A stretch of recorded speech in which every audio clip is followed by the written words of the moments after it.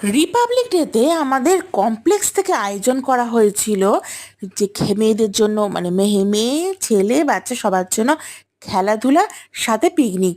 খেলাধুলাতে আমরা হাড়ি ভাঙা ছিল, আমরা যে যেদিকে পেরেছি চলে গেছি, কেউ আমেরিকা কেউ অস্ট্রেলিয়া। আমি সোজা গাছে মানে ইতালিতে গিয়ে মেরেছিলাম। তারপরে ছিল খাওয়ার আয়োজন। পেটে যা বলেন ইঁদুর হাতি ডন দিচ্ছিল, কারণ প্রচণ্ড খিদে পেয়ে গেছিল। আর দূর থেকে একটা খাবারের গন্ধ আসছিল, তাতে আমাদের পেট আরও চোঁচো করছিল। কিন্তু পরে বুঝেছিলাম যে এই খাবারের গন্ধ আমাদের পিকনিকের খাবারের একদমই নয়। কেন সেটা বলছি। আমরা তো লেবু লঙ্কা জল প্লেট সাজিয়ে বসে পড়েছিলাম। এই আসছে, এই যে ভাতটা পড়লো না, এর চালগুলো যদি আপনার মাথায় মারা হয়, আমি ড্যাম শিওর আপনার মাথাটা ফেটে যাবে। তারপরে এসছিল নুন ছাড়া আলু ভাজা।